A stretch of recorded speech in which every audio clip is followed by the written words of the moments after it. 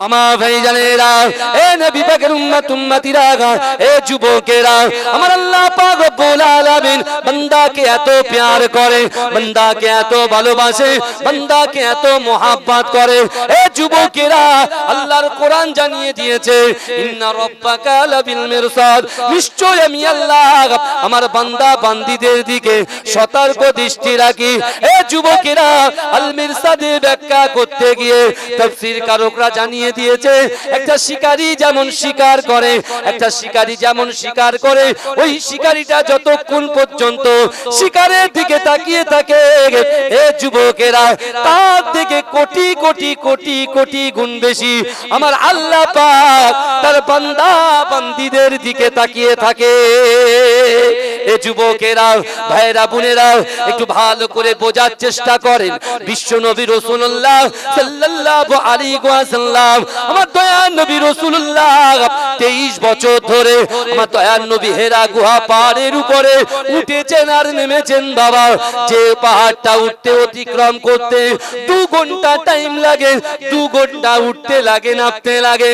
এ যুবকেরা, বিশ্ব নবী রাসূলুল্লাহর উপরে আল্লাহ পাক রব্বুল আলামিন যে কোরআনটা নাজিল করেছে, ওই কোরআন নিয়ে রাসূল যখন মক্কা জমিনে আমার রাসূলুল্লাহর হুজরা মুবারকের ভিতরে আমার রাসূল যখন কোরআন তেলাওয়াত করে, এ যুবকেরা, মক্কার কাফের বেঈমান গুলো, মক্কার বড় বড় কাফের আবু জেহেল, আবু লাহাব, উতবা, শাইবা, শিবা, মুগীরা, খালিদ, আবু সুফিয়ান, এ যুবকেরা, আমার রাসূলুল্লাহ যখন কোরআন পড়ে, ওই কোরআন তেলাওয়াতটা শোনার জন্য বাড়ি থেকে আমার রাসূলুল্লাহর ঘরে প্রবেশ করলো।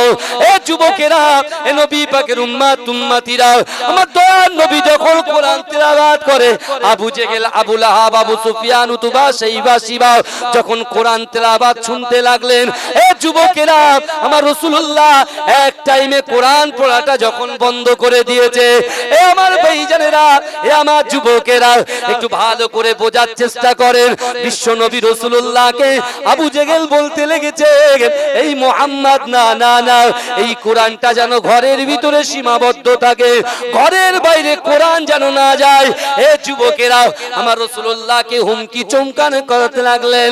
কিন্তু এ যুবকেরা, আমার দয়ার নবী রাসূলুল্লাহ তাওয়াক্কালতু আলাল্লাহ, আল্লাহর উপরে ভরসা করে আমার দয়ার নবী ওই সময় আবু জেহেলের দিকে তাকিয়ে বলেছিলেন, এ কাফেররা, তোমরা শোনো, তোমরা যারা বলছো কোরআনটাকে ঘরের মধ্যে বন্দী করার জন্য, কিন্তু না না না, আমি রাসূলুল্লাহ আজ থেকে সংকল্পবদ্ধ হলাম, আজ থেকে আমি নিয়ত করলাম, এই কোরআনটাকে আমি বিশ্ব নবী রাসূলুল্লাহ সারা জীবনের জন্য আমি রাসূলুল্লাহ এই কোরআনটাকে সারা পৃথিবীতে বন্টন করে দেব। এই জোরে বলেন, এই চিৎকার দিয়ে বলেন না সুবহানাল্লাহ, নারে তাকবীর, নারে তাকবীর। ভালো করে বুঝবে, কোরআন ছাড়া বাঁচার কোন লাইন বা রাস্তা কিছুই নাই। আপনি দেখতে পাচ্ছেন বর্তমান দুনিয়ার যে পরিস্থিতি, যে সিচুয়েশন তৈরি হয়েছে, আপনি দেখতে পাচ্ছেন তো, বড়রা ছোটদের মহাব্বত, ছোটরা বড়দেরকে সম্মান, ঠিক আছে, স্বামীর হক, স্ত্রীর হক, বাপের হক, মায়ের হক, এসব হকের কোনো পরোয়াই নাই। জবি হোগা বাদ মে দেখা যায়গা, যে যা পাচ্ছে সে নিজের মন গড়া জিনিস বলে চলে যাচ্ছে। কথা ঠিক না বল? কিন্তু আমার ভাইরা, একটা জিনিস ভালো করে বোঝার চেষ্টা করেন, আমার আল্লাহ পাকের নবী জনাবে মুহাম্মদ মুস্তাফা সাল্লাল্লাহু আলাইহি ওয়াসাল্লাম তার 63টা বছর জিন্দেগিতে একটা সেকেন্ডের জন্য উম্মতে মুহাম্মাদিকে ভুলে যায়নি।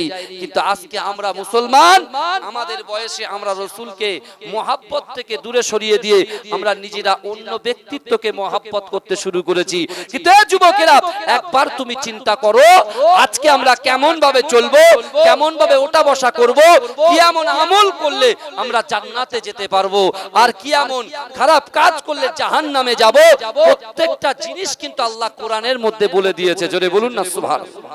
আর সেই কোরআনটা রাসূল যখন নিজের বাড়িতে পড়ছেন, আবু জেহেল, আবু লাহাব চলে এসেছে কোথায়? রাসূলুল্লাহর বাড়ি। এই রাসূলুল্লাহর বাড়ি যখন এসেছে, আল্লাহর রাসূল কোরআন পড়াটা যখন বন্ধ করে দিয়েছে, কোরআন পড়া বন্ধ করার পরে ওই আবু জেহেল রাসূলুল্লাহকে হুমকি দিয়ে বলছে, কোরআনটা যেন ঘরের ভিতরেই সীমাবদ্ধ থাকে, ঘরের বাইরে যেন না যায়। আমার রাসূল বলেছিলেন না, তোমরা আমাকে ধমকাচ্ছ চমকাচ্ছ, যাও আমি আগামী কাল থেকে আমি রাসূলুল্লাহ সংকল্প নিয়ে তোলো আমি কোরআনটাকে সারা বিশ্বের দরবারে ঘরে ঘরে পৌঁছে দেবো। জোরে বলে, এটা জোরে হবে না ভাইজান? এখন এই কোরআনটা বিশ্বনবী রাসূলুল্লাহ সাল্লাল্লাহু আলাইহি ওয়াসাল্লামকে আটকানোর জন্য আবু জেহেল চেষ্টা করেছে, পেরেছে? আবু লাহাব চেষ্টা করেছে, পেরেছে? কেউ পারেনি। আজও পর্যন্ত বিশ্বের জমিনে এই কোরআনটাকে অবমাননা করার জন্য যারাই চেষ্টা করেছে আল্লাহ তাদের নাস্তা নাবুদ করে দিয়েছে। এই যুবকেরা ভালো করে বোঝার চেষ্টা করেন। আল্লাহর কোরআন বলছে, ইয়া আইয়ুহাল্লাযীনা আমানুত্তাকুল্লাহ, ইয়া আইয়ুহাল্লাযীনা আমানু, হে আমার বিশ্বাসী ঈমানদার বান্দারা, ওয়াত্তাকুল্লাহ, আমি আল্লাহ আমাকে ভয় করো। আল্লাহ কোরআনে বলছেন, বান্দা আমি আল্লাহ আমাকে ভয় করো। কিন্তু এই যুবকেরা ভালো করে বোঝার চেষ্টা করেন। বিশ্বনবী রাসূল সাল্লাল্লাহু আলাইহি ওয়াসাল্লাম যখন তার পরের দিন কাবা শরীফের পাশে কোরআন তেলাওয়াত করবেন, এই এক ঝলকে আবু জেহেল, আবু লাহাব, আবু সুফিয়ান, উতবা, সাইবা, শিবা এরা যখন রাসূলুল্লাহর মুখস্থৃত কোরআন যখন শুনেছেন, ওরা রাতের বেলা আর ঘুমাতে পারছে না। উম্মে জামিল জিজ্ঞাসা করছে, আবু জেহেলের স্ত্রীর নাম হচ্ছে উম্মে জামিল, যে উম্মে জামিল রাসূলুল্লাহ নামাজ পড়তে যেত যে কাঁটাটা বিছিয়ে দিত, সেই উম্মে জামিল আবু জেহেলকে বলছে, কি ব্যাপার বলেন তো, আপনি না ঘুমিয়ে আপনি শুধু উসপিস উসপিস করছেন রাতের বেলা। ওই সময় আবু জেহেল বলেছিল যে তুমি ঘুমাও না কেন, আগামী কিছুদিন পরে বিশ্ব বাণিজ্যিক মেলা হবে মক্কার জমিনে, সারা অল ওভার ওয়ার্ল্ড থেকে মানুষেরা আসবে, আমি হচ্ছি মক্কার নেতা, আমার একটা চিন্তা আছে, টেনশন আছে। অথচ মিথ্যা কথা বলছে, টেনশনটা অন্য কিছু, টেনশনটা অন্য কিছু। তো উম্মে জামিল খুব চালাক মহিলা হিসেবে, খুব চালাক ছিলেন।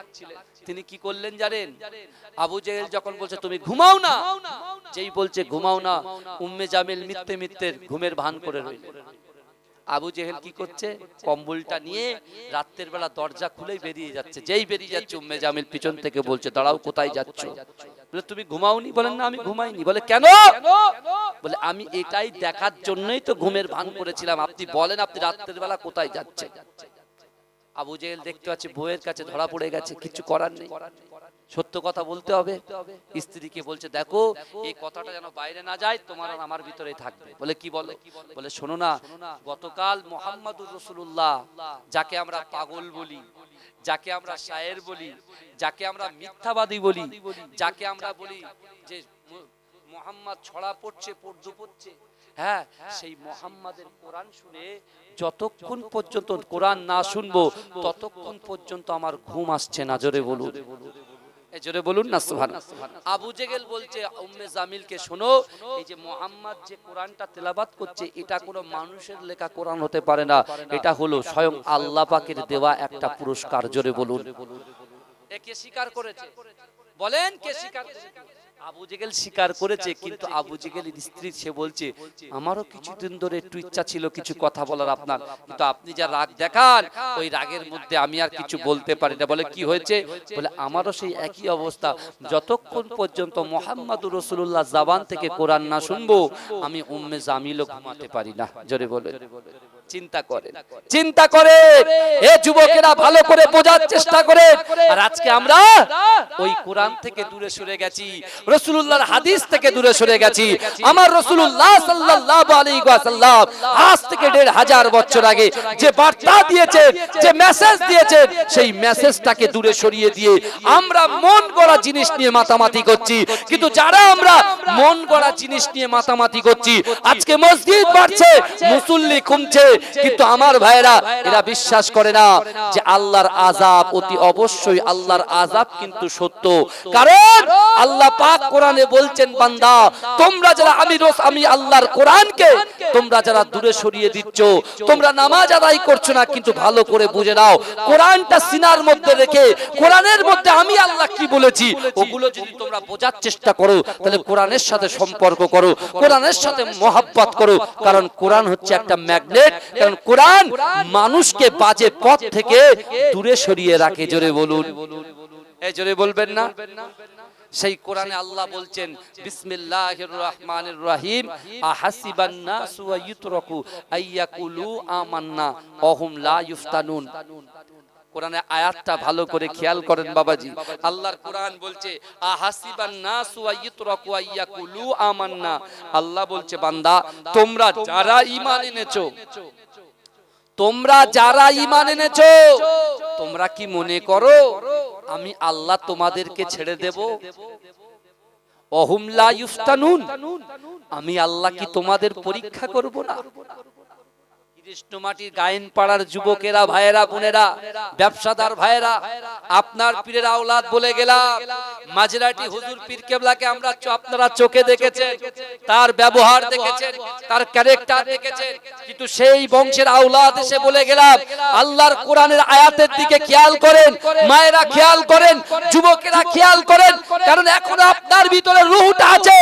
আল্লাহর কোরআন বলছে ইজা জাআজালুহুম লা ইস্তাখিরুনা সাআতাও ওয়া লা ইস্তাকদিমুন, মৃত্যু যখন আসবে এক সেকেন্ড সময় দেবে না, এক সেকেন্ড লেট করা হবে না। আবার ওই কোরআন বলছে ওয়াজাআত সাকরাতুল মাউত বিল হক, মৃত্যুর যন্ত্রণা সত্য। এ যুবকেরা আজকে আপনার শরীরের ভিতরে, আপনার বডির ভিতরে রূহটা আছে, এখনো আপনি নিচে পরিবর্তন হয়ে যান। আল্লাহ পাক তার বান্দাকে বলছে বান্দা আহাসিবান নাস ওয়ায়ুতরাকু আইয়াকুলু আমান্না, তোমরা যারা ঈমান এনেছো তোমরা কি মনে করো আমি আল্লাহ তোমাদেরকে ছেড়ে দেব? আমরা এখানে সকলে কালেমা তৈয়ে পড়েছি তো, লা ইলাহা ইল্লাল্লাহ মুহাম্মাদুর রাসূলুল্লাহ, কথা বলেন বাবাজি। তাহলে আল্লাহ আমাদেরকেই বলছেন কেন আমরা ঈমান এনেছি। গায়ের কমদেরকে বলছে না, যারা ঈমান এনেছেন তাদেরকে বলছেন। তাহলে আমাদেরকে কতটা আল্লাহ ভালোবেসে বলছেন যে তোমরা যারা ঈমান এনেছো তোমরা কি মনে করো আমি আল্লাহ তোমাদেরকে ছেড়ে দেব? অহুম লা ইফতানুন, আমি আল্লাহ কি তোমাদের পরীক্ষা করব না? আমার ভাইজানেরা, এ নবী পাকের উম্মত উম্মতিরা, এ নবী দিওয়ানারা, এ যুবকেরা, আল্লাহ পাক রব্বুল আলামিন ভয় দেখিয়ে পরীক্ষা নেবে। আল্লাহ পাক অর্থকে ক্ষতি করে পরীক্ষা করবে, আল্লাহ যৌবন দিয়ে পরীক্ষা করবে, আল্লাহ ব্যবসা দিয়ে পরীক্ষা করবে, আল্লাহ পিতা মাতা দিয়ে পরীক্ষা করবে, আল্লাহ স্ত্রীদেরকে দিয়ে পরীক্ষা করবে, আল্লাহ সন্তান দিয়ে পরীক্ষা করবে, আল্লাহ ব্যবসা দিয়ে পরীক্ষা করবে।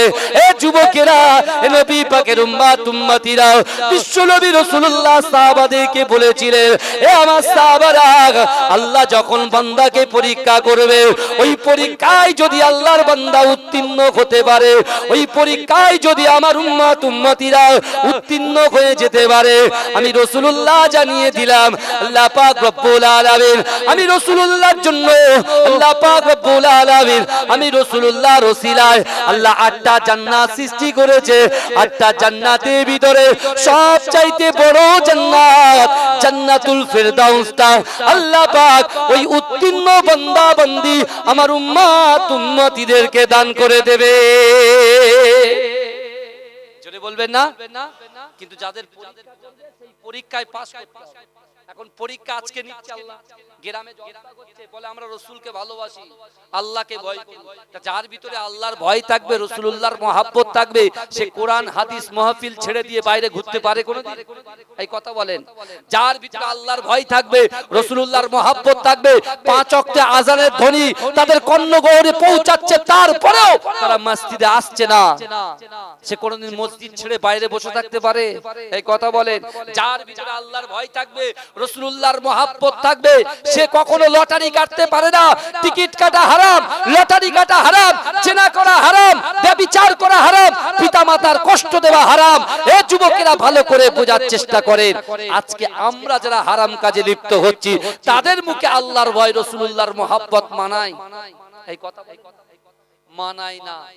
কিন্তু আমার বাবাজিরা, আমরা পোখর কিসে পটু কিসে, আমরা মানুষের গীবত গিল্লা করতে খুব ভালোবাসি, খুব ভালোবাসি, খুব ভালো লাগে, কিন্তু এ জানে না তুমি নামাজি, তুমি পরহেজগারি, তুমি কোরআন তেলাওয়াতকারী।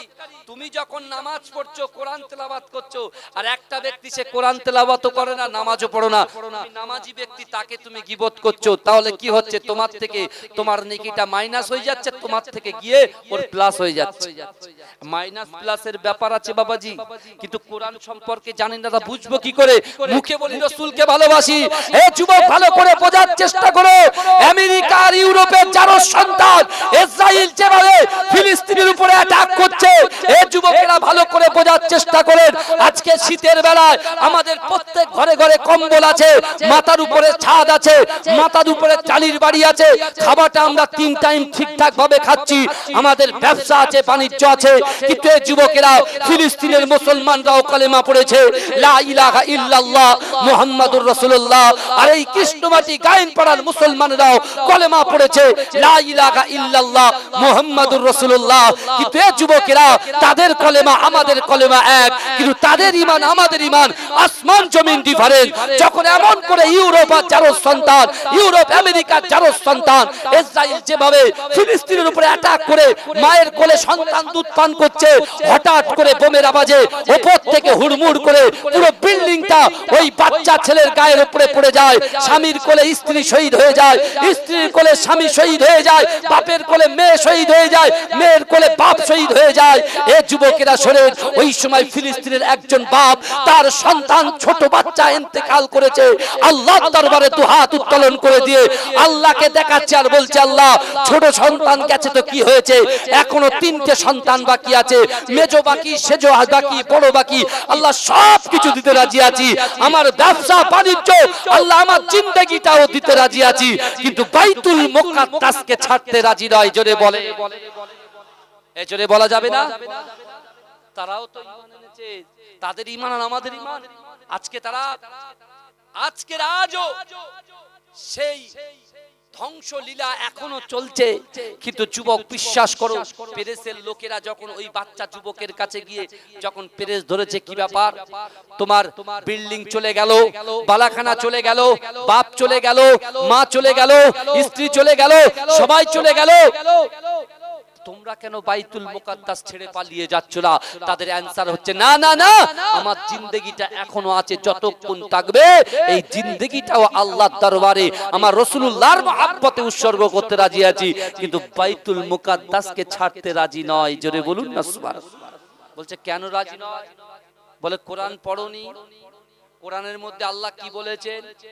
সুবহানাল্লাযী আসরা বিআবদিহি লাইলাম মিনাল মাসজিদিল হারাম ইলাল মাসজিদিল আকসা। একই রজনীতে আল্লাহ পাক রব্বুল আলামিন মসজিদে হারাম থেকে, কাবা শরীফ থেকে আমার রাসূলকে ডাইরেক্ট বাইতুল মুকাদ্দাস পর্যন্ত, একদম বাইতুল মুকাদ্দাসে আমার রাসূল যখন পৌঁছেছে, দেখতে পাচ্ছেন অগণিত অগণিত অগণিত আল্লাহ পাকের পয়গম্বরেরা তারা দাঁড়িয়ে আছেন। আমার দয়ার নবী হাবিবে লাবিবে তাবিব জিজ্ঞাসা করলো, আমি কোন দিকে অগ্রসর হব? সবাই বলল, আপনি সামনে এগিয়ে যান, এগিয়ে যান, এগিয়ে যান। এগিয়ে যেতে যেতে যেতে যেতে আমার আপনার নবী মুরসালিন মুহাম্মদ মুস্তাফা সাল্লাল্লাহু আলাইহি ওয়াসাল্লাম একেবারে বাইতুল মুকাদ্দাসের মসজিদের মেম্বারে ইমামের জায়গায় দাঁড়িয়ে গেলেন। জোরে বলুন না সুবহানাল্লাহ। আমার রাসূল হয়ে গেলেন ইমাম, আর পিছনে দাঁড়িয়ে থাকা সকল পয়গম্বররা হয়ে গেল মুক্তাদি। জোরে বলুন না সুবহানাল্লাহ। সেই বিশ্ব নবী রাসূলুল্লাহকে ওই যুবক ছেলে বলছেন, আমার রাসূল নিজের কদমে হেঁটে হেঁটে হেঁটে হেঁটে বাইতুল মুকাদ্দাসে এসেছে, অর্থাৎ রাসূলুল্লাহর মহব্বতে বাইতুল মুকাদ্দাসকে দিতে রাজি নয়। জোরে বলে, এই জোরে বলা যাবে না, জোরে বলা যাবে না। আজকে আমরা সেই থেকে কি শিখবো? আজকে তো দেখেন, আমার আজ আছি কাল নাই, কথা ঠিক না ভুল, কিন্তু এখানে আমরা এসেছি কিসের জন্য? এখানে এসেছি দুটো ফায়দার জন্য। এক, যতটা কোরআনের আয়াত বলবো প্রত্যেকটা হরফে 10টা করে নেকি নিয়ে আপনারা বাড়ি যাবেন। আবার এখানে বসার জন্য, আমাদের বসার জন্য, আমাদের আসার জন্য আল্লাহ পাক কবরবাসীদের রূহটাকে খুশ করে দিচ্ছেন। জোরে বলুন না সুবহানাল্লাহ। এসব বিশ্বাস করেন তো আপনারা নাকি? কবর জিয়ারত করেন তো? অনেকে বলে কবর জিয়ারত বিদআত, নানান রকম কথা বলে, কিন্তু আমি কিছু কথা আজকে বলে যাব। প্রথমে বলেছি আমার রাসূল ইহসান বলেন না, রাসূলুল্লাহর বয়স যখন 8 বছর বাবাজি, ওই 8 বছর বয়সে রাসূল আমার পিতামাতার জন্য কাঁদছেন, আর এমত অবস্থায় আবু জেহেল ওই রাস্তা দিয়ে এসে পিছন থেকে আমার রাসূলকে জড়িয়ে ধরেছেন। জোরে বলেন, এই জোরে বলবেন না? রাসূলকে জড়িয়ে ধরে রাসূলুল্লাহ দুই গালে চুমা খেয়েছে কে? আবু জেহেল। রাসূল কিন্তু সেই কথা বললেন না। আর রাসূল যতদিন পর্যন্ত নবুয়ত পাননি, মক্কার মানুষেরা রাসূলকে আল আমিন বলেছে, সত্যবাদী বলেছে। জোরে বলুন না সুবহানাল্লাহ। কিন্তু 40 বছর একদিন যখন রাসূল নবুয়ত পেয়েছে আর ওই কোরআন পড়েছে, কোরআন যখন পড়েছে, আবু জেহেল কি করেছে? ধমকি দিয়েছে, হুমকি দিয়েছে। আর রাসূল বলেছে না, আমি সংকল্প করলাম, নিয়ত করলাম যে আমি এমন নিয়ত করলাম যা সারা বিশ্বের জমিনে ঘরে ঘরে কোরআন বন্টন করে দেবো। জোরে বলেন ভাই, আপনারা বলেন ঘরে ঘরে কোরআন এসেছে না আসেনি? এই ঘরে ঘরে কোরআন এসেছে না আসেনি? তাহলে আমার রাসূল যে নিয়ত করেছে, নিয়তটা কি খাঁটি নিয়ত ছিল কি ছিল নি? কিন্তু এই যুবক আমার রাসূল বলেছে, শোনো এ আমার সাহাবারা, আমি জবান দিয়ে যে কথাটা বলি আল্লাহর দরবারে ওই কথাটা আল্লাহ কবুল করে নেয়। জোরে বলেন, জোরে বলবেন না? আবার রাসূল বলেছেন, হুরিমাতুল জান্নাতু আলা আমবিয়া হাত্তা আদখুলাহা, দুনিয়ার জমিনে যত পয়গম্বর এসেছে ওই সকল পয়গম্বরদের জান্নাতে যাওয়া ততক্ষণ পর্যন্ত হারাম, যতক্ষণ পর্যন্ত আমি রাসূলুল্লাহ আগে দয়ার জান্নাতে না যাব। জোরে বলেন, জোরে বলবেন না? আবার রাসূল বলছেন, দুনিয়ার জমিনে এমন কিছু উম্মত থাকবে আমার, এই ভালো করে শুনছেন তো? বলছে দুনিয়ার জমিনে এমন কিছু উম্মত থাকবে আমার, যে উম্মত গুলো দুনিয়ার জমিনের উপরে আসমানের নিচে তারা নামাজের মাসাল্লায় বসবে, আল্লাহকে ভয় করবে, রাসূলকে মহব্বত করবে। আল্লাহর ভয়, রাসূলুল্লাহর মহব্বত করে নামাজের মাসাল্লা বিছিয়ে আল্লাহর কাছে যেটা চাইবে, আল্লাহ আমার উম্মতের কথাটাকেও আল্লাহ কবুল করে নেবে। এই জোরে বলবেন না? তাহলে আমাদের তিনটে জিনিস রাখতে হবে সঠিক। কি রাখতে হবে? ইয়া আইয়ুহাল্লাযীনা আমানুত্তাকুল্লাহ, এক হচ্ছে আল্লাহর ভয়। দুই, কুল ইন কুনতুম তুহিব্বুনাল্লাহা ফাত্তাবিউনি ইউহিব্বুকুমুল্লাহ। আল্লাহ বলছেন, নবী আপনি বলুন যারা আমি আল্লাহ আমাকে ভালোবাসতে চাই, আমাকে ভালোবাসার আগে আপনাকে ভালোবাসে, আপনি তাকে বিশ্ব নবী রাসূলুল্লাহ। জোরে বলেন। আল্লাহ বলছেন, হাবিব আপনাকে যদি খুশি করতে পারে আর আপনি যদি তার উপরে খুশি হন, আমি আল্লাহ তাকে পরীক্ষা করব, তাকে দেখে নেব যে কতটা সে আপনাকে ভালোবাসে, আপনাকে মহব্বত করে। যদি পরীক্ষায় উত্তীর্ণ হয়ে যায়, আমি আল্লাহ রাতের অন্ধকারে দিনের আলোতে প্রকাশ্যে অপ্রকাশ্যে জাহিরিতে বাতিনিতে যত গুনাহ করেছে আমি আল্লাহ ক্ষমা করে দেব। জোরে বলে, এই জোরে বলা যাবে না? তাহলে আল্লাহর রাসূল ইহসান বললেন না যে আবু জেহেল রাসূলুল্লাহকে দুই গালে বুসা দিয়েছে, যে আবু জেহেল রাসূলুল্লাহকে জড়িয়ে ধরেছে, সে আবু জেহেল রাসূলুল্লাহকে বলছে কোরআন তুমি পড়তে দিও না। কিন্তু সেই দিন রজনীতে মা আয়েশা সিদ্দিকা রাদিয়াল্লাহু তাআলা আনহার ঘর থেকে আমার রাসূল চুপি চুপি রাতের বেলা বেরিয়ে যাচ্ছেন, চুপি চুপি বেরিয়ে যাচ্ছেন। ভালো করে শুনেন, চুপি চুপি যখন বেরিয়ে যাচ্ছেন, পিছন থেকে মা আয়েশা সিদ্দিকা রাদিয়াল্লাহু তাআলা আনহা আমার রাসূলুল্লাহকে বললেন, আপনি দাঁড়িয়ে যান, কোথায় যাচ্ছেন? আমার ভাইরা, রাসূলুল্লাহ বলছেন যে আয়েশা কি ব্যাপার, তুমি ঘুমাওনি? বলছে না, আমি কতদিন ধরে লক্ষ্য করছি আপনি গোপনে গোপনে চলে যাচ্ছেন, আমার একটু জিজ্ঞাসা করার ইচ্ছা হয়, আমি আয়েশার উপরে কি আপনি খফা হয়ে গেলেন, রাগান্বিত হয়ে গেলেন? রাসূলুল্লাহ চোখে পানি, বলছে আয়েশা না, আমি রাসূলুল্লাহ মক্কার জমিনে আল্লাহর কাছে দুটো ওমরের জন্য দোয়া করেছি। এক, মুসলিম জাহানের দ্বিতীয় খলিফা হযরত ওমরে ফারুকের ইসলামের মধ্যে দাখিল হওয়ার জন্য আল্লাহর কাছে আমার রাসূলুল্লাহ দোয়া চেয়েছেন। দুই, এই আবু জেহেলের নামও ছিল ওমর, এই ওমরের জন্য আল্লাহর রাসূল দোয়া চেয়েছিলেন। কিন্তু আমার ভাইরা একটু ভালো করে বোঝার চেষ্টা করে, একটু ভালো করে বুঝে যান। বিশ্বনবী রাসূলুল্লাহ আয়েশাকে বলছে, আয়েশা শোনো, আমি দৈনন্দিন রাত্রের বেলা গোপনে গোপনে কোথায় যাই তোমার খুব জিজ্ঞাসা করতে ইচ্ছা হচ্ছে, কিন্তু আমি রাসূলুল্লাহ তোমাকে বলে দিলাম আমি কখনো ইহসান ভুলি না, তাই আমি দৈনন্দিন গোপনে গোপনে রাতের বেলা আবু জেহেলের বাড়ি দিনের দাওয়াত দিতে যাই। জোরে বলুন, জোরে বলবেন না? মা আয়েশা সিদ্দিকা কাঁদতে কাঁদতে রাসূলকে বলছেন, ইয়া রাসূলুল্লাহ আপনি সাবধানে যাবেন, কারণ আমার আবু জেহেলকে বিশ্বাস হয় না, আবু জেহেলকে আমি বিশ্বাস করতে পারি না, যে কোনো মুহূর্তে আপনাকে অ্যাটাক করতে পারে, অত্যাচার করতে পারে, অপমানিত করতে পারে। আমার ভাইজানেরা, এ নবী পাকের উম্মত উম্মতিরা, এ নবী দিওয়ানারা, এ যুবকেরা, আল্লাহ রাসূল সাল্লাল্লাহু আলাইহি ওয়াসাল্লাম উম্মতকে কত মহব্বত করে, উম্মতকে কত প্যার করে। আবু জেহেলের জন্য রাসূলুল্লাহ যদি এত দয়া হয়, কিন্তু আমরা তো কালেমা পড়ে মুসলমান হয়েছি, তাহলে আমার রাসূলুল্লাহ দয়াটা আমাদের জন্য কতটা বড় চিন্তা করেন।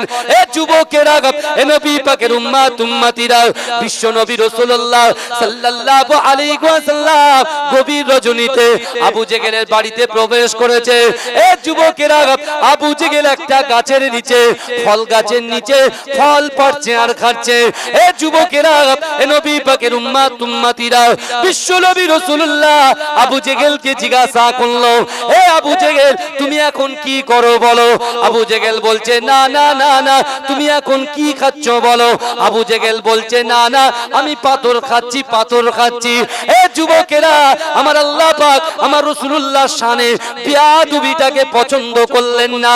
এ যুবকেরা, যে আবু জেহেল হাত দিয়ে ফল খাচ্ছিল আল্লাহ রাসূলের সঙ্গে মিথ্যা কথা বলার জন্য, আমার আল্লাহ পাক ওই ফলটাকে পাথরে পরিণত করে দিল। এ যুবকেরা, এ নবী পাকের উম্মত উম্মতিরা, ওই পাথরে যখন মুখটা চাপ দিতে লাগলো, আবু জেহেলের দাঁতে যখন লেগেছে, বিশ্ব নবীকে ওই পাথর ছুঁড়ে মেরেছে। এ যুবকেরা, আল্লাহ রাসূল আঘাত পেয়েছে, কিন্তু বিশ্ব নবীকে দূর দূর করে বাড়ি থেকে তাড়িয়ে দিয়েছে। এ যুবকেরা, এ নবী পাকের উম্মত উম্মতিরা, ওই দিন রাতের বেলা বিশ্ব নবী রাসূলুল্লাহ মা আয়েশা সিদ্দিকা রাদিয়াল্লাহু তাআলা আনহার বাড়িতে যায় নাই।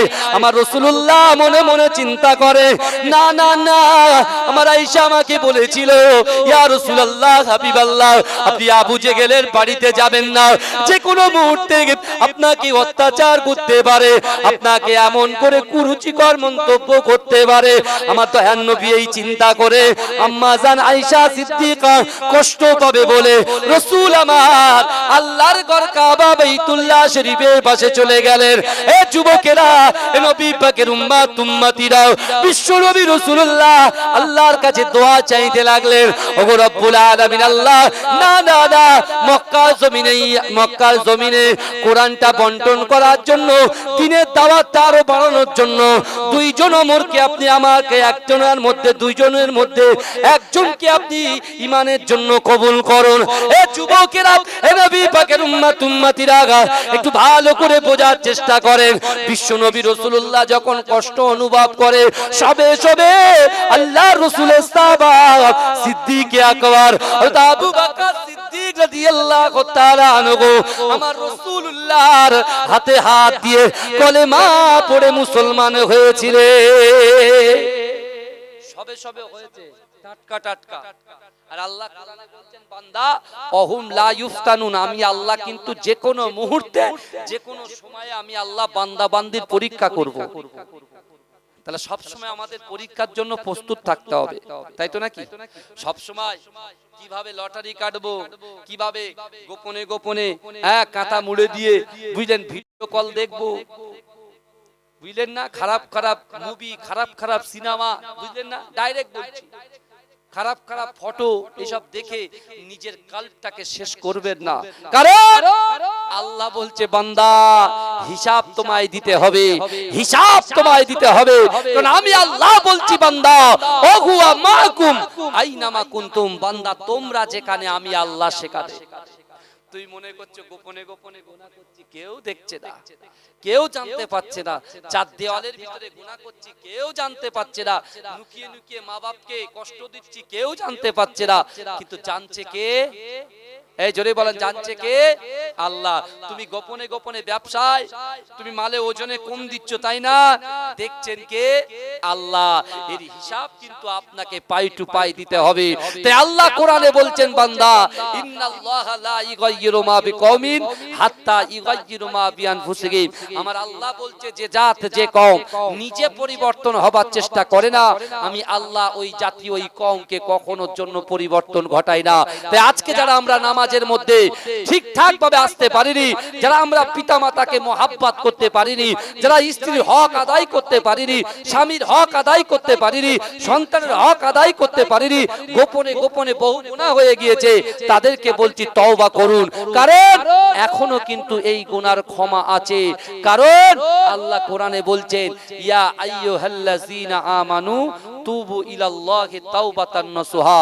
আল্লাহ বলছে আমার বিশ্বাসী ঈমানদার বান্দারা, তোমরা যদি তওবার মতো তওবা করতে পারো, আমি আল্লাহ বলছি তোমাদের ক্ষমা করে দেব। জোরে বলে, এই জোরে বলবেন না। কিন্তু আমাদের মন তো পাথর হয়ে গেছে, মন তো পাথর হয়ে গেছে। আমার আগের বক্তা বলছিল কলবের কথা, তাই না? একটু টাচ যাবে, আস্তে আস্তে শুনছিলাম, বুঝতে পেরেছেন? আল্লাহ রাসূল বলছেন আলা ইন্না ফিল জাসাদি মুদগাতান ইজা সালুগাত সালুগাল জাসাদু কুল্লুহু ওয়া ইজা ফাসাদাত ফাসাদাল জাসাদু কুল্লুহু আলা ওয়াহিয়াল কাল। মানুষের শরীরের মধ্যে এমন একটা গোশতের টুকরা আছে, ওই গোশতের টুকরাটা যদি অপবিত্র হয়ে যায়, মানুষের পুরো শরীরটাই অপবিত্র হয়ে যায়। আর ওই গোশতের টুকরাটা যদি পবিত্র হয়ে যায়, মানুষের পুরো শরীরটাই পবিত্র হয়ে যায়। জোরে বলেন, এই জোরে বলবেন না? আমরা এক একটা গুনাহ করি আর এই কলবের ভিতরে এক একটা দাগ টানি, দাগ দাগ পড়ে যায়, মরিচা পড়ে যায়। যেমন আপনি একটা एग्जांपल দিই, বুঝতে পারবেন। আপনারা যখন ড্রেসিং টেবিলের সামনে দাঁড়ান, বডিটাকে ফ্রেশ দেখতে পান তো? এই কথা বলেন। আয়নার সামনে দাঁড়ালে আমরা বডিটাকে ফ্রেশ নিট এন্ড ক্লিন দেখতে পাই, কিন্তু বিশ্বাস করেন ওই আয়নাতে যদি আপনি আলকাতরা লাগিয়ে দেন, আপনি বলুন তো দেখি, ওই আলকাতরা লাগিয়ে দিলে ওই আয়নাতে কি মুখ দেখা যাবে?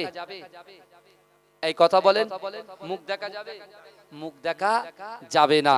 আল্লাহর রাসূল কি বলছেন? হাদিস শুনেন, হাদিস শুনেন। আল্লাহর রাসূল বলছেন ইন্না হাযিহিল কুলুবা। কে বলছেন? দয়ার নবী বলছেন। এই কারোর অসুবিধা হচ্ছে না আমার আলোচনায়? আল্লাহর রাসূল বলছেন ইন্না হাযিহিল কুলুবা, নিশ্চয়ই কলবের মধ্যে মরিচা পড়ে। তারপরে বলছেন তাজদাউ কামা ইয়াজদাউল হাদিদ, তাজদাউ কামা ইয়াজদাউল হাদিদ ইজা আসাবাউল মা। আল্লাহ রাসূল বলছেন নিশ্চয়ই কলবের মধ্যে মরিচা পড়ে, যেমন করে একটা লোহার উপরে পানি পড়লে লোহাটা জং ধরে যায়। কথা ঠিক না ভুল? একটা লোহার উপরে পানি পড়লে লোহাটা জং ধরে যায়। আল্লাহর রাসূলের একজন সাহাবা দাঁড়িয়ে গিয়ে বলছেন কলা ওমা জালাহু ইয়া রাসূলুল্লাহ, ইয়া রাসূলুল্লাহ, যদি কলবের মধ্যে মরিচা পড়ে আর যদি লোহার ভিতরে লোহার উপরে মরিচা পড়ে, লোহাটা তো সিরিজ কাগজ দিয়ে ঘষলে এ তো জং পরিষ্কার হয়ে যায়, চকচকে হয়ে যায়। কিন্তু আমাদের শরীরের ভিতরে যে গোশতের টুকরা আছে কাল, ওই কলবের ভিতরে যদি মরিচা পড়ে, তা ওটা আমরা কি করে পরিষ্কার করব? বড় পাকাটে নিয়ে ভালো করে ছোবড়া দিয়ে কি গালের ভিতরে দিয়ে এইভাবে পরিষ্কার করব? ভাই এইভাবে যদি পরিষ্কার করে এসে সব তো ছিঁড়ে মিড়ে বেরিয়ে যাবে, কিছু থাকবে? এই কথা বলেন না। আল্লাহর রাসূল বলছেন এ আমার সাহাবারা শোনো, তোমরা তোমাদের কলবটাকে পরিষ্কার করতে চাও, তাই না? আমরা পড়েছি একে চন্দ্র, দুয়ে পক্ষ, তিনে নেত্র। এই তিনে নেত্র মানে কি বলেন তো? তিনটি চোখ। তিন নেত্র মানে কি? তিনটি চোখ। এখানে আমরা জানা আছে আমাদের সকলের কিন্তু তিনটি করে চোখ। কি বলছেন আপনি? আল্লাহর ওলির আওলাদ আমি এসেছি, আপনি আল্লাহর ওলি হতে পারেন, বুঝলেন না? কিয়ামত পর্যন্ত এই দরজা খোলা। আল্লাযীনা আনআমাল্লাহু আলাইহিম মিনান নাবিয়্যিনা ওয়াস সিদ্দীকিনা ওয়াশ শুহাদাই ওয়াস সালিহিনা হাসুনা উলাইকা রাফিকা। আল্লাহ চারজন ব্যক্তিকে বড় নিয়ামত দিয়েছেন বাবাজি। কয় ব্যক্তিকে দিয়েছেন? এই কথা বলেন। চার ব্যক্তিকে আল্লাহ বড় নিয়ামত দিয়েছেন। কাদের কাদের? নবীদের উপরে আল্লাহ নিয়ামত দিয়েছেন, জোরে বলেন। সাহাবাদের উপরে আল্লাহ নিয়ামত দিয়েছেন, জোরে বলেন। তারপরে শহীদ, যারা দ্বীনের জন্য নিজের জানটাকে উৎসর্গ করে দিয়েছে, তাদের উপরে আল্লাহ নিয়ামত দিয়েছেন। ওয়াস সালিহিন, যারা সত্যবাদী, যাদেরকে বলা হয় বুজুর্গ, যাদেরকে বলা হয় ওলি, যাদেরকে আমরা বলি পীর, এদেরকে আল্লাহ পাক রব্বুল আলামিন কি দিয়েছে? নিয়ামত দিয়েছে, জোরে বলেন। আপনি দেখেন নবীর দরজা বন্ধ, সাহাবাদের দরজা বন্ধ, শহীদের দরজা বন্ধ, এখনো সলিহীন সত্যবাদীর দরজা কিয়ামত পর্যন্ত খোলা থাকবে। জোরে বলেন। তাহলে আপনারাও এই কৃষ্ণমাটি গায়েনপাড়ার মানুষেরাও আল্লাহর ওলি হতে পারে, কারণ আল্লাহ সুযোগ দিয়ে রেখেছেন। এই সুযোগটাকে আমাদের কাজে লাগাতে হবে। আল্লাহ রাসূল বলছে, আমার সাহাবারা, তোমরা যদি কলবের ময়লা পরিষ্কার করতে চাও, ক্বালা কাসরাতু যিকরিল মাউত, তোমরা বেশি বেশি করে মৃত্যুকে স্মরণ করো, বেশি বেশি করে মৃত্যুকে স্মরণ করো, ওয়া তিলাওয়াতুল কুরআন, আর বেশি বেশি করে কোরআন তেলাওয়াত করো। জোরে বলেন। কে বললেন? দুটো জিনিস করতে বললেন, এক মৃত্যুকে স্মরণ করতে বললেন, আর দুই কোরআন তেলাওয়াত করতে বললেন। রাসূল কোরআন এবং মৃত্যুকে স্মরণ কেন করতে বললেন? রাসূল এই জন্য বললেন, আরেকটা হাদিস আমি বলে যাই, আল্লাহর রাসূল মা আয়েশা সিদ্দিকা রাদিয়াল্লাহু তাআলা আনহার ঘর থেকে আল্লাহর রাসূল রাতের বেলা গায়েব হয়ে গেছে। মা আয়েশা ঘুম থেকে উঠে রাসূলুল্লাহকে খুঁজে পাচ্ছে না। মক্কার বড় বড় কাফেরগুলো মদিনায় হাজির রাসূলকে মারার জন্য। মা আয়েশা সিদ্দিকা মনে মনে ভাবছেন, হায় হায়, আমার রাসূলকে যদি কতল করে কেউ। রাসূলুল্লাহর খোঁজে তিনি বার হয়ে গেলেন। ঘুরতে ঘুরতে ঘুরতে ঘুরতে খুঁজতে খুঁজতে আল্লাহর রাসূলকে দেখতে পেলেন জান্নাতুল বাকিতে কবরস্থানের সামনে। রাসূল দু হাত উঁচু করে কবরবাসীদের জন্য, উম্মতের জন্য দোয়া চাইছে। জোরে বলুন, এই জোরে বলুন না। তাহলে যারা বেশি বেশি করে করবে, কবর থেকে মৃত্যুকে স্মরণ করবে, হ্যাঁ, আর মৃত্যুকে যারা স্মরণ করবে তারা কখনো দুনিয়ার যত শরিয়াত বিরোধী কাজকর্ম ক্রিয়াগুলো এগুলো তারা করতে পারবে না, কারণ আল্লাহর কাছে হিসাব দিতে হবে। আল্লাহর কাছে কি দিতে হবে? হিসাব দিতে হবে। ভালো করে বোঝেন, ভালো করে বোঝেন, ভালো করে বোঝেন। এ যুবকেরা, আল্লাহ বলছেন, বান্দা অহুম লা ইফতানুন, আমি আল্লাহ তো পরীক্ষা করব, কিন্তু আমার কাছে তোমাকে ফিরে আসতে হবে। কথা ঠিক না ভুল? আমার ভাইজানেরা, এ নবী পাকের উম্মত উম্মতিরা, এ নবী দিবানারা, বিশ্ব নবী রাসূলুল্লাহ সাল্লাল্লাহু আলাইহি ওয়াসাল্লাম যে কোরআনটা বারবার তেলাওয়াত করতেন, এ যুবকেরা, আবু জেহেল বারবার রাসূলুল্লাহকে অত্যাচার করত, আল্লাহ রাসূলকে বিরোধিতা করত, কিন্তু এ যুবকেরা, আল্লাহ রাসূল যেদিন আবু জেহেলের বাড়িতে দিনের দাওয়াত দিতে গেলেন, আবু জেহেল রাসূলুল্লাহকে লাঞ্ছিত করলেন, অপমানিত করলেন।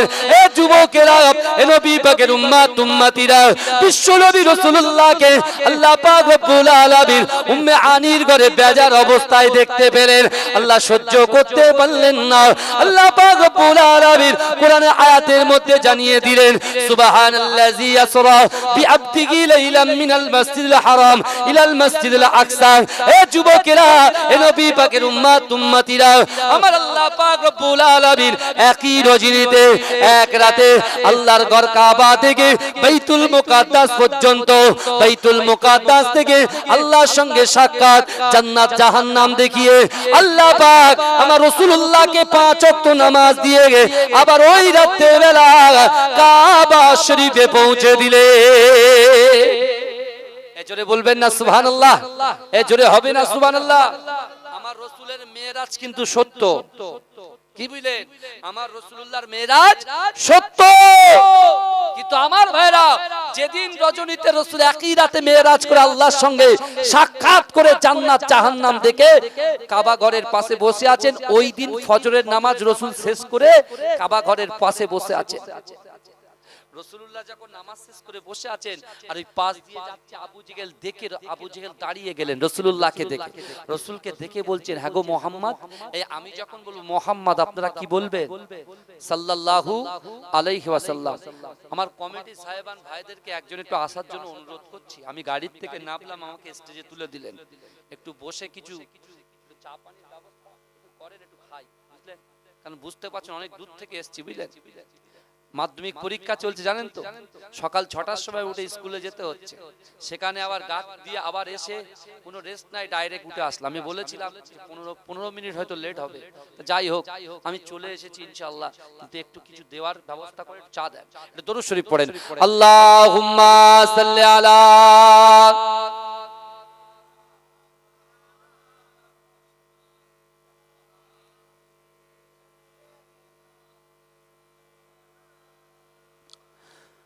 গড়েছ তুমি এই পৃথিবী জাহান, আল্লাহ মহান, তিনি আল্লাহ মহান।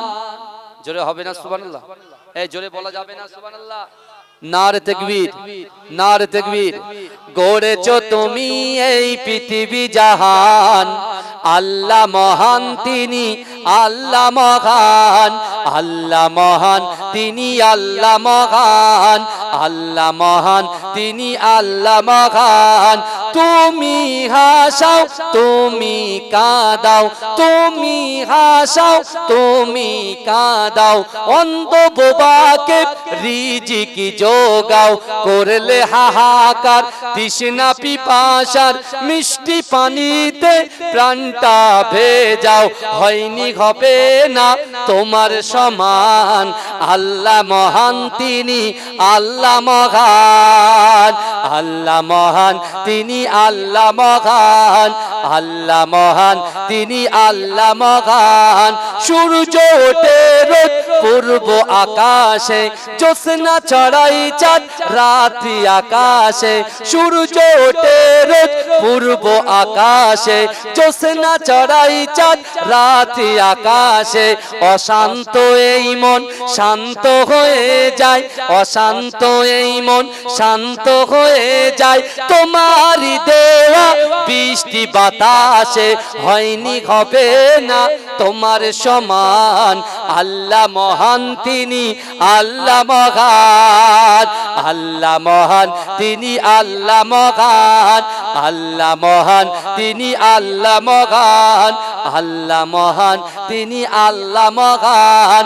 তুমি বাঁচাও তুমি মরণ দাও, তুমি বাঁচাও তুমি মরণ দাও, পড়লে বিমারে তুমি শেফা দাও, তুমি বাঁচাও তুমি মরণ দাও, পড়লে বিমারে তুমি শেফা দাও। ধনী গরিব হয় তব ইশারায়, গরিব ধনী হয় যদি তুমি চাও, হয়নি হবে না তোমার সমান, আল্লাহ মহান তিনি আল্লাহ মহান, আল্লাহ মহান তিনি আল্লাহ মহান, আল্লাহ মহান তিনি আল্লাহ মহান। আল্লাহুম্মা সাল্লি আলা, জোরে জোরে পড়েন, জোরে জোরে।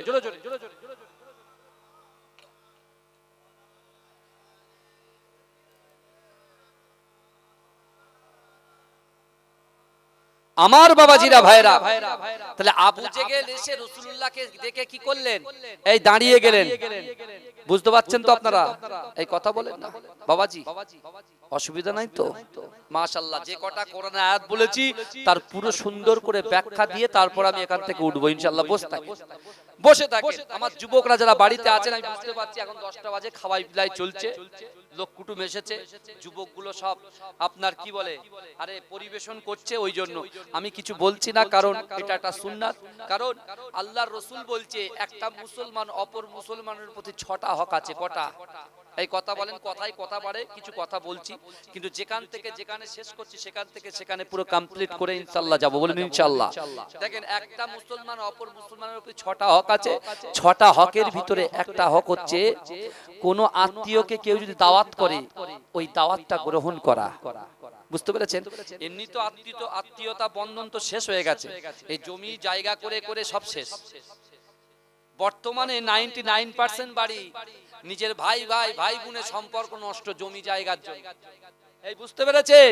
এই জমি জায়গা কি কবরে নিয়ে যাব আমরা? বাবাজি বলেন না, জমি জায়গা বাড়ি গাড়ি অর্থ সম্পদ কি কবরে নিয়ে যাব? কবরে তো দুটো জিনিস যাবে, একটা ঈমান যাবে, একটা আমল যাবে। ঠিক আছে তো আপনার? আমি রাকিবুল আজিজ ইন্তেকাল করলে এই কৃষ্ণমাটির গায়েন পাড়ার লোকেরা কিন্তু আমার কবরের খবর দিতে যাবে না, আমার কবরের খবর আমাকে দিতে হবে। কথা ঠিক না বল? সওয়াল জবাবের কথা আমাকে বলতে হবে, আপনি এসে দেবেন না। তাহলে আপনি এখন ঠিক করে বলেন, জমি জায়গার জন্য লাপালাপি করছেন, তাহলে আপনি বলেন ঈমান আর আমল ঠিক আছে তো আপনার? আপনার এত এত কমজোরি ঈমান। আমরা যাই জুম্মার দিনে নামাজে যাই, বুঝলেন, সপ্তাহ নামাজি। আমার কিছু যুবক আছে জুম্মার দিনে যাবে আতর শর্মা মেখে, তাও কি যাবে তো যাবে, সবার শেষে যাবে। খুতবা অলরেডি প্রথম খুতবা শেষ, দ্বিতীয় সানি খুতবায় যাবে, গিয়ে এ ওরে কিনে মারবে, ও কিনে মেরে সবার আগে আবার পালাবে। সবার শেষে যাবে, সবার আগে পালাবে। বুঝতে পেরেছেন না? কিন্তু আমার ভাইরা এখন ওই যুবকদেরকে আমি বলছি, আমি একটু যুবক নিয়ে বেশি বলি, বুঝলেন? যুবক যুবক করি তো যুবক যুবকদের বেশি বলি, কারণ আমরা যে গুনাহটা করেছি এর গুনার কি রিয়েলাইজ করি? ভাবি একবারও যে আযাবটা কি হবে? হ্যাঁ, কবরের আযাব কত কঠিন, হ্যাঁ, সেগুলো তো আমরা একবারও ভাবি না, একবারও ভাবি না। আল্লাহর রাসূলের একজন 16 বছরের সাহাবা, যার নাম হচ্ছে সালাবা। কি নাম বললাম? সালাবা। বুঝতে পেরেছেন? এই 16 বছরের সালাবা একটা ভুল করেছে, ভুলের জন্য ক্রন্দন করেছে। কিন্তু আজকে আমাদের বয়স তো 25 ক্রস, 30 ক্রস করেছে, করেছে কি করেনি? কথা বলেন না। তাহলে 30 40 ক্রস করে যাচ্ছে, এখনো আমাদের নিজের নফসটাকে কন্ট্রোল করতে পারলাম না। চোখে যাকে দেখছি সেটাই ভালো লাগছে। আমি বিবাহ করেছি, আমার স্ত্রীকে নিয়ে মোটরসাইকেলে বসিয়ে নিয়ে যাচ্ছি, আমি চিন্তা করছি পিছনে আমার ওয়াইফ বসে আছে, বলে ওইটা হলে ভালো হতো। তাহলে এখনো পর্যন্ত এখন নফসটাকে এখন আমরা কন্ট্রোল করতে পারিনি। যে বান্দা, যে রাসূলুল্লাহর উম্মত নফসটাকে কন্ট্রোল করতে পারবে না, তার কিন্তু যে কোনো মুহূর্তে কি বলেন, ইবলিস শয়তান তাকে কাইল করে ফেলবে, যে কোনো মুহূর্তে। কিন্তু আল্লাহ বলছেন, বান্দা, ওয়ালিমান খাফা মাকামা রাব্বিহি জান্নাতান। আল্লাহ বলছো, বান্দা, তোমাদের অন্তরের ভিতরে যদি আমি আল্লাহর ভয় থাকে এবং কিয়ামতের মাঠে আল্লাহর সামনে দাঁড়ানোকে ভয় করে, আমি আল্লাহ বলছি আমার ওই বান্দাকে দুটো জান্নাত দেব। জোরে বলুন, এই জোরে বলুন না। আবার আল্লাহ বলছেন, বান্দা অহুম লা ইফতানুন, আমি আল্লাহ পরীক্ষা করব। আল্লাহ নবীদের পরীক্ষা করেছে, আল্লাহ সাহাবাদের পরীক্ষা করেছেন, আল্লাহ তাবিঈদের পরীক্ষা করছেন, আল্লাহ তার বান্দাকে এখনো পরীক্ষা করছেন। কিন্তু বান্দা বুঝছে না, বান্দা বলছে जो भी होगा बाद में देखा जाएगा। কিন্তু আল্লাহ বলছে, বান্দা শোন, তুই নামাজ পড়িস না, রোজা রাখিস না, যাকাত দিস না, তুই নামাজ পড়ছিস, রোজা রাখছিস, যাকাত দিচ্ছিস, কিন্তু তারপরে যে নিয়ত করছো ওই নিয়তটা তো তোমার কবুলই হয় না। তার কারণ কি? তার কারণ হলো এটাই, সঠিকভাবে আমাদের নিয়ত ঠিক হলো না। আমার ভাইজানেরা, এ নবী পাকের উম্মত উম্মতিরা, এ নবী দিওয়ানারা, আমসাল ইবনে সাদ রাদিয়াল্লাহু তাআলা আনহু قال قال رسول الله صلى الله عليه وسلم ان العبد لا يعمل عمل اهل النار وانه من اهل الجنه وانما العمل اهل الجنه وانه من اهل النار انما العمل بالخواتيم। এ যুবকেরা, হাদিসটার দিকে ভালো করে খেয়াল করেন। আল্লাহর রাসূল কি বলছেন? এ যুবকেরা, মায়েরা, বোনেরা, আল্লাহর রাসূল বলছেন, ইন্নাল আবদা, নিশ্চয়ই কোন আল্লাহর বান্দা, লা ইয়ামালু আমালা আহলিন নার, নিশ্চয়ই কোন আল্লাহর বান্দা জাহান্নামবাসীদের কাজ করে। জাহান্নামে যেতে এক পা বাকি, জাহান্নামে যেতে এক পা বাকি। আমার আল্লাহ পাকের দয়া দেখেন, আমার আল্লাহ পাকের মায়া দেখেন, ওই জাহান্নামী বান্দার জাহান্নামে যেতে এক পা বাকি, ওই জাহান্নামী বান্দির জাহান্নামে যেতে এক পা বাকি। আমার আল্লাহ পাক ওই ব্যক্তির দ্বারায়, ওই যুবকের দ্বারায়, ওই নারীর দ্বারায়, ওই পুরুষের দ্বারায় এমন একটা ভালো কাজ করিয়ে নেয়, তার ঠিকানাটা দয়ার জান্নাত হয়ে যায়। জোরে বলে, জোরে বলে। আমার ভাইজানেরা, এ নবী পাকের উম্মত উম্মতিরা, এ যুবকেরা, আল্লাহর রাসূল আবার বললেন, ইন্নাল আবদা লা ইয়ামালু আমালা আহলিন নার ওয়া আন্নাহু মিন আহলিল জান্নাত ওয়া ইন্নামাল আমালা আহলিল জান্নাত ওয়া ইন্নামাল আমালা আহলিল জান্নাত। নিশ্চয়ই কোন আল্লাহর বান্দা জান্নাতবাসীদের কাজ করে, জান্নাতে যেতে এক পা বাকি, ওই যুবকের দ্বারায় জান্নাতে যেতে এক পা বাকি, ওই নারীর দ্বারায় জান্নাতে যেতে এক পা বাকি, ওই বৃদ্ধার দ্বারায় জান্নাতে যেতে এক পা বাকি। কিন্তু যুবকেরা, আল্লাহ পাক ওই ব্যক্তির দ্বারায়, ওই যুবকের দ্বারায়, ওই নারীর দ্বারায়, ওই পুরুষের দ্বারায়, ওই যুবক বোনের দ্বারায় আল্লাহ পাক রব্বুল আলামিন এমন একটা কাজ করিয়ে নেয়, তার ঠিকানাটা জাহান্নাম হয়ে যায়। এ যুবকেরা, আল্লাহর রাসূলের সাহাবারা আল্লাহর রাসূলকে জিজ্ঞাসা করলেন, ইয়া রাসূলুল্লাহ, ইয়া হাবিবাল্লাহ, হুজুর বেয়াদবি ক্ষমা করেন। ইয়া রাসূলুল্লাহ, ইয়া হাবিবাল্লাহ, হুজুর যার জান্নাতে যাবার কথা সে যাচ্ছে জাহান্নামে, যার জাহান্নামে যাবার কথা সে যাচ্ছে জান্নাতে। এ যুবকেরা, এ নবী পাকের প্রেমিকেরা, একটু ভালো করে বোঝার চেষ্টা করেন। আল্লাহর রাসূলের সাহাবা দাঁড়িয়ে গিয়ে আল্লাহর রাসূলকে বলছে, ইয়া রাসূলুল্লাহ, ইয়া হাবিবাল্লাহ, হুজুর না না, যার জান্নাতে যাবার কথা সে যাচ্ছে জাহান্নামে, যার জাহান্নামে যাবার কথা সে যাচ্ছে জান্নাতে। এ যুবকেরা, কেরাম, বিশ্ব নবী রাসূলুল্লাহ সাল্লাল্লাহু আলাইহি ওয়াসাল্লাম ওই সময় সাহাবাদেরকে সামনে আমার দয়ার নবী বললেন, এ আমার সাহাবারা, আমি রাসূলুল্লাহ জানিয়ে দিলাম, ইন্নামাল আমালু বিল খাওয়াতিন, ইন্নামাল আমালু বিল খাওয়াতিন, ইন্নামাল আমালু বিল খাওয়াতিন। এ আমার সাহাবারা, প্রত্যেকটা বিষয় নিয়তের উপরে নির্ভরশীল। এই জোরে বলুন না, এই চিৎকার দিয়ে বলবেন না সুবহানাল্লাহ। প্রত্যেকটা জিনিস নির্ভরশীল, নিয়তের উপরে নির্ভরশীল। আজকে 1 বছর পরে কৃষ্ণমাটি গায়েনপাড়ার যুবকেরা, মায়েরা, বোনেরা সকলের দানে সম্মিলিতভাবে একটা জান্নাতের মাহফিল তৈরি করেছেন, কোরআন হাদিসের আলোচনা হচ্ছে। কথা ঠিক না ভুল? এখন যদি আপনাদের নিয়তটা এটাই হয়, আজকে গায়েনপাড়ার জলসায় ঢুকবো, আল্লাহর কোরআনের আয়াত 6666টা আয়াত, 114টা সূরার ভিতরে যে কটা আয়াতগুলো, যে ওলামাগুলো এমন করে তারা এক একটা আয়াত তেলাওয়াত করছে, এই আয়াতের ভিতর থেকে একটা আয়াতকে বেছে দিয়ে সেই আয়াতের উপরে ইস্তেকামাত থাকবো, সেই আয়াত অনুযায়ী আমল করব। আমার যুবকেরা ভালো করে বুঝুন, যারা লটারি কাটে, যারা সুদ খায়, যারা মদ খায়, যারা হারাম খায়, যারা পিতামাতার কষ্ট দেয়, তাদের জন্য একটা আয়াতই যথেষ্ট।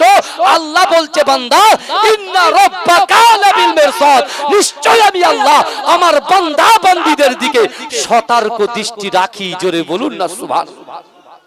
আমরা যখন লটারির টাকাটা গোপনে গোপনে নিচ্ছি বা লটারি কাটছি, এই আজকে হয়তো সমাজ দেখছে না, সমাজ দেখছে না, আপনাদের গ্রামের ইমাম দেখছে না, মুরব্বি দেখছে না, পীর সাহেব পীরজাদা আমরা দেখছি না, দেখছেন কে? এই জোরে বলেন, দেখছেন আল্লাহ। চার দেওয়ালে ঘরের দরজা বন্ধ, জানালা বন্ধ, আর একজন নারী একজন পুরুষ এমন করে অবৈধভাবে সম্পর্ক করার জন্য তারা যখন ওই ঘরের ভিতরে বন্দী হয়ে যায়, তারা মনে মনে চিন্তা করে, কেউ তো দেখছে না। যখনই ভাবছে কেউ দেখছে না, তখনই তার ওই বাজে সওবাতটা, বাজে নজরটা আরো তীক্ষ্ণ হয়ে যাচ্ছে, তার তীব্রতা বৃদ্ধি পাচ্ছে। যখন আপনার এই আয়াতের কথা মনে পড়বে, হয়তো দুনিয়ার জমিনে কোনো নেতা দেখছে না, কোনো ওলামা দেখছে না, কোনো পিতামাতা কেউ দেখছে না, দেখছেন কে? আমার আল্লাহ। তখনই কিন্তু আপনি কি করবেন? সরে আসবেন, কারণ হিসাব কে নেবে? এই কথা বলেন, কাল কিয়ামতের মাঠে আল্লাহর হাতে তারাজ্জু থাকবে, তারাজ্জু পাল্লা থাকবে, মিজানের পাল্লা। বিশ্বাস করেন, রাসূল মসজিদে নববীতে এই সতর্ক বার্তা দিয়ে গেছেন যে আল্লাহ আমার উম্মত উম্মতিদের জন্য আমি রাসূল এই জন্য কাঁদি আবু বকর, কারণ এমন একটা দিন আসবে কিয়ামতের মাঠে আল্লাহর হাতে যখন তারাজ্জু থাকবে, ওই সময় আল্লাহ পাক বান্দা বান্দির আমলনামা যখন হিসাব করবে মিজানের পাল্লায়, ওই হিসাব করার আগে আল্লাহ পাক আমার উম্মতকে 5টা প্রশ্ন করবে। এই কটা প্রশ্ন করবে? এই জোরে বলে, কটা প্রশ্ন করবে? 5টা। এই 5টা প্রশ্ন কে করবে? আল্লাহ করবে। এখন বলেন তো, দুনিয়াতে শিক্ষকদের প্রশ্নের জবাব দিতে পারি না, হ্যাঁ, ডক্টরদের প্রশ্নের জবাব দিতে পারি না, মাস্টারদের প্রশ্নের জবাব দিতে পারি না, ইঞ্জিনিয়ারদের প্রশ্নের জবাব দিতে পারি না, ব্যারিস্টারদের জবাব দিতে পারি না, অ্যাডভোকেটদের জবাব দিতে পারি না। এখন তো আমরা এখন যেটা মন চাই সেটা করে বেড়াই। ইচ্ছা হয় মসজিদে যাই, ইচ্ছা হয় যাই না, ইচ্ছা হয় পিতামাতাকে ভালোবাসি, ইচ্ছা হয় ভালোবাসি না, ইচ্ছা হয় স্ত্রীকে মহাব্বত করি, ইচ্ছা হয় করি না। হ্যাঁ, ঠিক এইভাবে যেভাবে আমরা চলছি, এই চলা নিয়ে, এই ওটা বসা নিয়ে আল্লাহ যদি আমাদের প্রশ্ন করে, বাবাজি আপনি বলেন দিনি, আল্লাহর প্রশ্নের জবাব দেওয়ার ক্ষমতা আমাদের কারোর আছে? এই কথা বলে, আছে কি? যা কিছু করছেন পানির মতো ক্লিয়ার হয়ে যাবে। কবে ক্লিয়ার হবে ভাই? আমাদের বর্তমান অবস্থা কি জানেন? একটু বলবো, শুনবেন। এখন যদি কারো শরবত খাওয়ার ইচ্ছা হয়, এই এখন যদি কারো শরবত খাওয়ার ইচ্ছা হয়, তাহলে শরবতের অস্তিত্ব কিসে বলেন? একটা শরবতের অস্তিত্ব হচ্ছে পানি আর চিনি, সুগারের সংমিশ্রণে শরবতের অস্তিত্ব। কথা ঠিক না বল?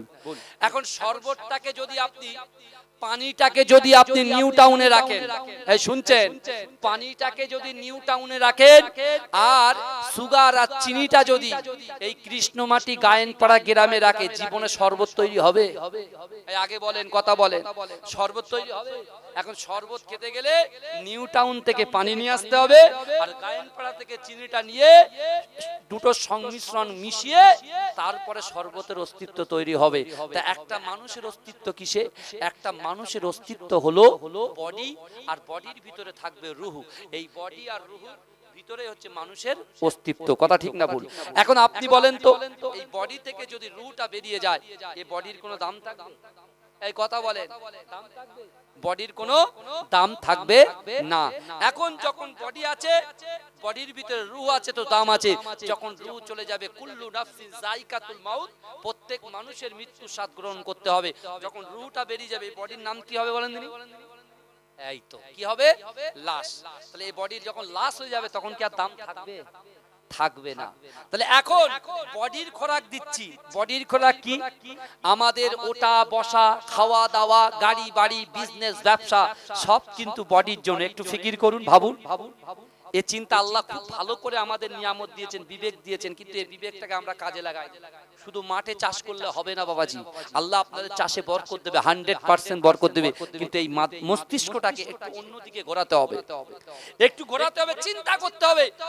এখন যদি আমার শরীর অসুস্থ হয়, সাথে সাথে আপনাদের ঘোলার পরে পক ডাক্তারকে দেখাবেন, দেখে সে কি করবে? একটা ইনজেকশন পুশ করবে। যখন কাজ না হবে, আমাকে নিয়ে চলে যাবে কোথায়? নাই বনমালীপুর হসপিটাল, নাই আরজিকর, নাই এনআরএস নিয়ে চলে যাবে। তাই তো নাকি গো? কথা বলে। যা কিছু চেকআপ করছি সব বডির জন্য, কিন্তু এই যুবক মৃত্যুর পরে যখন বডির কোনো দাম থাকবে না, রুহুকে আল্লাহ প্রশ্ন করবে। কথা ঠিক না ভুল? তাহলে রুহুর খোরাকটা দিচ্ছেন তো? বডির খোরাক তো 3 বেলা চালাচ্ছে, এই কথা ঠিক না ভুল? রুহের খোরাক দিচ্ছেন তো? রুহের খোরাকটা কি? রুহের খোরাকটা কি? রুহের খোরাক হচ্ছে ওয়াত্তাকুল্লাহ, আল্লাহর ভয়। আমার ভাইজানেরা, এ নবী পাকের উম্মত উম্মতিরা, এ নবী দিবানারা, এ যুবকেরা, আল্লাহর কোরআন জানিয়ে দিয়েছে, ও বান্দা, ওয়াসারিউ ইলা মাগফিরাতিম মির রাব্বিকুম ওয়া জান্নাতিন আরদুহাস সামাওয়াতু ওয়াল আরদ উইদ্দাত লিল মুত্তাকিন। এ যুবকেরা, এ আমার আম্মা জানো বোনেরা, আল্লাহ বান্দাকে এত মহব্বত করেছে, আল্লাহ বান্দাকে এত ভালোবেসেছে, আল্লাহ বান্দাকে এত প্যার করেছে। আমার আল্লাহ বলে, বান্দা, ওয়াসারিউ ইলা মাগফিরাতিম মির রাব্বিকুম, ও বান্দা, তোমরা অতি দ্রুত অগ্রসর হও আমি আল্লাহ পাক আমার ক্ষমার দিকে। এই জোরে বলেন। আল্লাহ বলছেন, বান্দা, ওয়াসারিউ, তোমরা ছোট, অতি দ্রুত অগ্রসর হও। কোন দিকে?